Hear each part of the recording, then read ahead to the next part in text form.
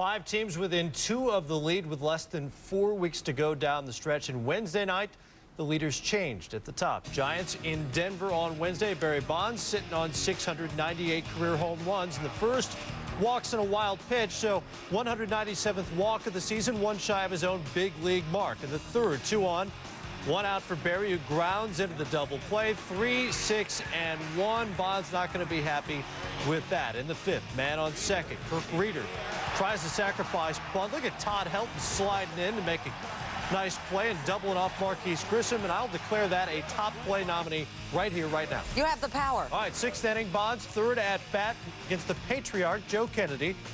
Still on for the Rockies, low and away ball 1. Bonds whiffs at the fastball, close pitch, called a ball, then one fouled off down the first base line. Bonds then strikes out on the off-speed stuff on the 5th pitch, fooled by Kennedy. In the 8th, does get a double to right. He was 1 for 3. Same inning, 2 on, 3-2, Giants down. Davy Cruz doubles down the line, 2 runs going to score, makes the score 4-3. Bonds, the lead runner there. In the 9th, 1 on, Bonds up for the 5th time. Brian Fuentes on for Colorado, and Brian Fuentes just got him on the backside. Nicked the elbow. Giants win at 5-3. They go to the top of the wild card standings, but Linda not alone. So true. Reds in Houston, Craig Biggio and the Astros, who entered the day a half game out of the wild card, looking to tie a team record with a 12th straight win. And to look to go 20-3 since August 15th. Let's break it down. The Astro homers hit with a last name beginning with B. There are plenty of them, beginning with Bergman with 7. You got Beltran with 5, Bagwell with 4, Biggio and Backey with 1. Speaking of Biggio, gone. Solo blast off of Acevedo to tie the game at 1, Biggio's 21st. 2 batters later, it's Bags' turn. Jeff Bagwell, his 24th of the year. Bags went 3 for 3. He's hitting .273. It's a 2-1 Astros lead. But you know, Lance Berkman has to get into it because we like Lance a lot. His 27th. Astros up 3-1. Now, after a walk by Jeff Kent, here comes Mike Lamb.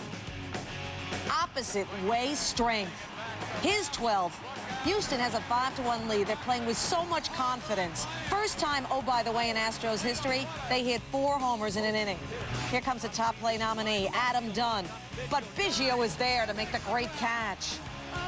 What about Roger Clemens? Pitched himself to his 326th win all-time, tying for him for 11th on the all-time list. He had it going on to the Rocket. He allowed 4 hits in 7 innings. He wins his 4th straight start. 5-2, the final. He says the hitters are making it easier for the pitchers.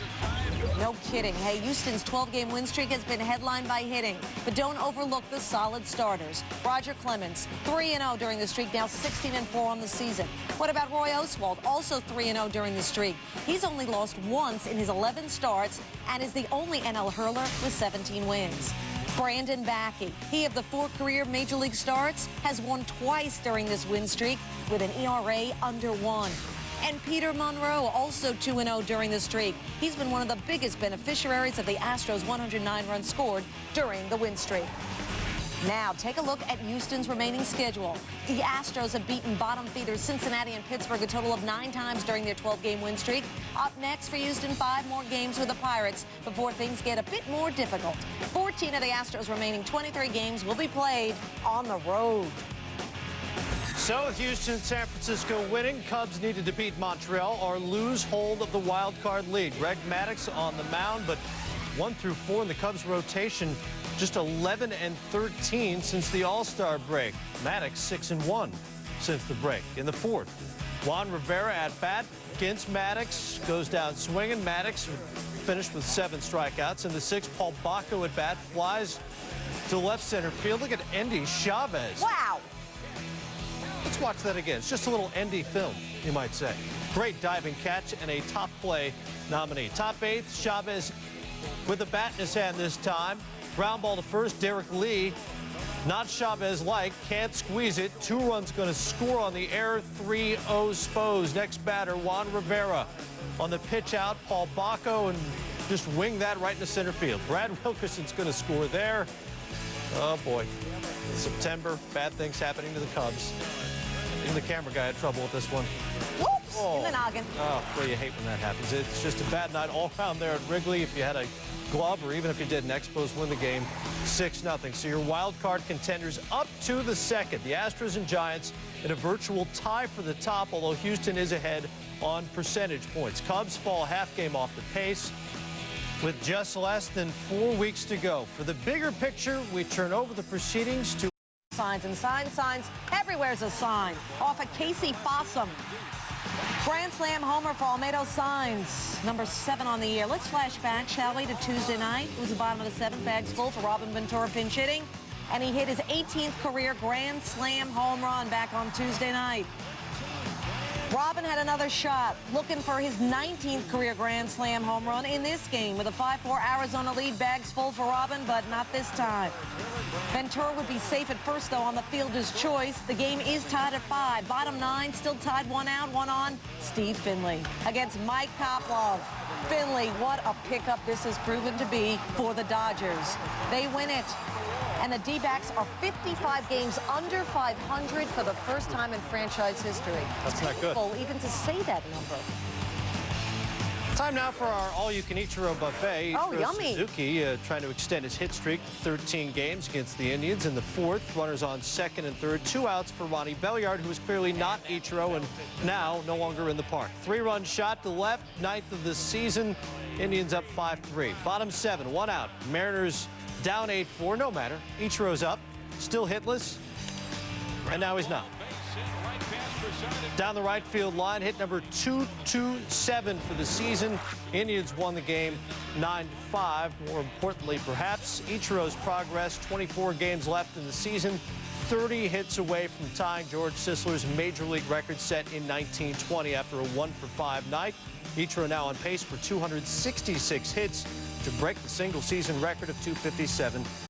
Red Sox looking to complete the sweep of the A's. Pedro Martinez, by the way, 38-5 all-time against the AL West with a 1.85 career ERA. And he faces Tim Hudson, a lifetime ERA at home of 2.87. But Hudson was wild. Couldn't find the plate. He walked Johnny Damon in the 1st on a full count. Next batter against Hudson, Mark Bellhorn. Bellhorn walks. Next batter, Manny. Good patience. Hudson walks, the bases loaded. 4, David Ortiz. And you don't have to hit it out of the park to make something happen. Ortiz, the broken bat single. Damon and Bellhorn would score, and just like that, 2-0. Boston in the 1st. We're still in the 1st against Tim Hudson. Next batter, Jason Varitek with runners on 1st and 3rd. Up the middle, that'll go. Manny would score to make it 3-0 Boston. As for Martinez, dealing early in the 1st. Getting Eric Chavez, and then in the 2nd. Don't even bother Billy McMillan. Same inning. Pedro had it going on. Remember how dominant he is against the AL West. Bobby Crosby still looking for that. 5-0 Sox in the 3rd. Hudson against Damon with runners on the corners. That'll work. Broken bat blooper. That scores Doug Minkiewicz. 6-0 Boston. Goodbye Tim Hudson, going 3 innings, allowing 6 hits, 7 earned runs. Eric Burns now with 2 on. Pedro in control. Unbelievable. You know, the Red Sox outscored the A's 23-7 in this series. Angels began the night a game and a half back of Oakland, 4 back of Boston in the wild card, so they knew they had a chance to gain on somebody, taking on Toronto. Top of the 1st, Orlando Hudson on 3rd. Carlos Delgado at bat. Vladimir Guerrero has no idea where this ball is, and Adam Kennedy couldn't help him out. Hudson scores, Delgado to 2nd. Halos up 1-0, and that would pretty much stick.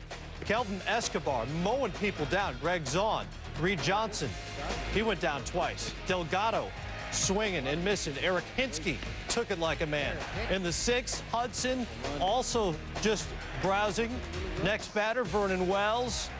Watch your step as you exit the box. Alex Rios, a 2-time loser against Escobar. Gabe Gross swinging in the 8th.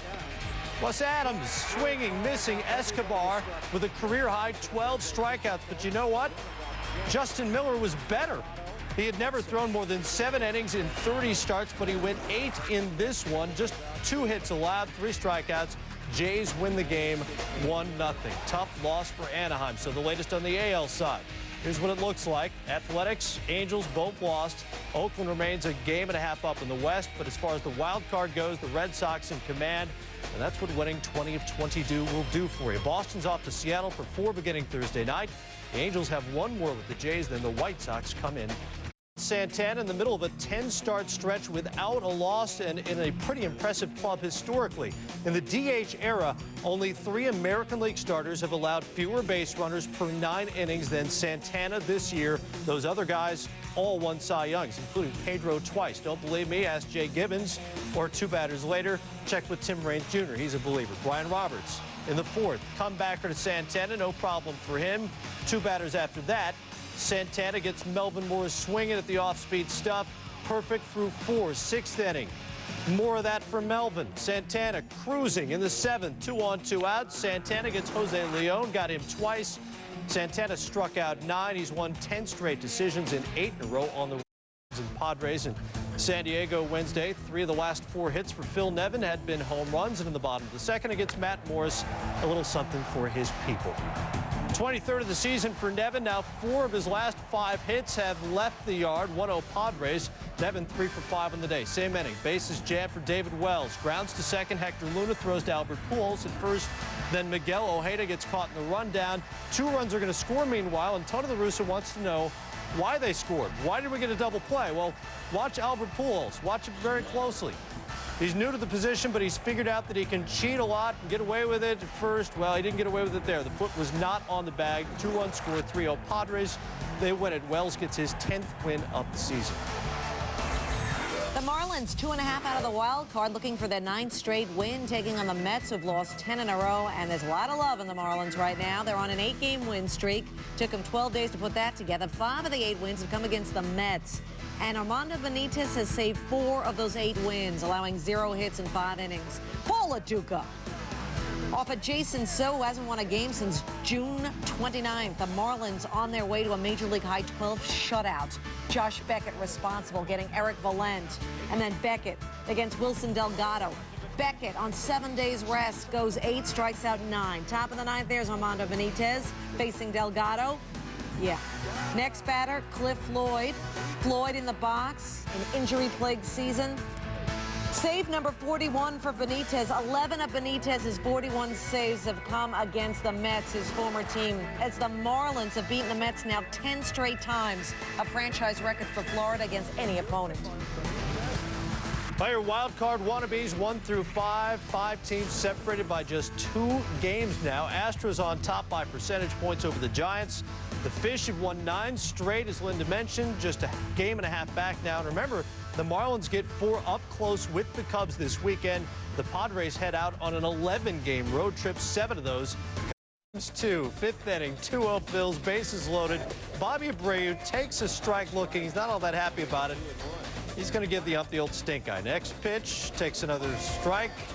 Larry Vanover, the man behind the plate. This time he's earned himself a little verbiage. Then Abreu strikes out looking. He's not happy at all now. Now, when Larry Boa comes out, and he's the voice of reason in the discussion, you know the player is pretty upset. As Boa said later, Abreu, quote, never, ever, ever, ever gets tossed. And you know what they say, you should never, ever say never, ever, ever, because he did. 8th inning, 3-2 Braves. Bobby Cox brings in Tom Martin to pitch to Jim Thome. That didn't work so well because Thome hit a 3-run shot, his 40th. Phillies win game 1, 5-3. Second verse, similar to the first. Bottom 9th. Morrell checks and pitches. Swing and a drive. Deep left center field. Going back and the ball is Bird. This one is... He caught it! He caught the ball! An incredible catch by Marlon Bird. Takes a home run away from Andrew Jones. I don't believe it. Spider-Man out there. Yeah, I mean, that might be the best play we've seen all year. You know, Andrew's so used to doing this to other guys. Pretty amazing. Phils hang on to win at 4-1. They get the sweep now, just 6 back on the board. It's our top plays. We start at number 10. It's polo in Thailand. New Zealand rugby players playing on elephants. I'm thinking Ralph Lauren maybe made the wise decision to go with the horsey kind for the shirts. You could be right. Number 9, Indians Mariners. That's Greg Dobbs. That's his first major league at bat. And he's taking Bob Wickman deep. Good timing. Indians did win, though, 9-5. But congratulations, Greg. Number 8, Flushing Meadows, U.S. Open. What do you do during a rain delay if you're a tennis player? Well, you play baseball. John McEnroe, the pitcher. Andy Roddick, the hitter. It's Big Mac versus A-Rod. Tim Henman enjoying the action, although he thinks they're playing cricket. Don't tell him. Number 7, intermission of the World Cup of Hockey. People in goalie gear. Oh, my goodness, acting like roller derby participants. I don't think that's funny being a former goalie. I mean, why goalies? Why do they have to play like clowns? Well, you're laughing, Matt. I said I didn't think it was funny. I do. Right. Number 6, Cardinals Padres. Kerry Robinson, a kid from St. Louis, and taking one back from the home team. Great diving, rolling catch. Padres 110-5. Number 5, we're going to East Moline, Illinois. That's where football teams are into pizza, and who isn't? Wonder how good do they make that? Pizza looks pretty good for Illinois pizza. Being a New York girl, I think New York pizza's the best. Any thoughts? Chicago-style pizza is very good. Okay. Number 4, Slovakia, Canada. Gary Thorne, please. Holding off Team Canada, centering pass. Shot, score! Vinny Lecavalier!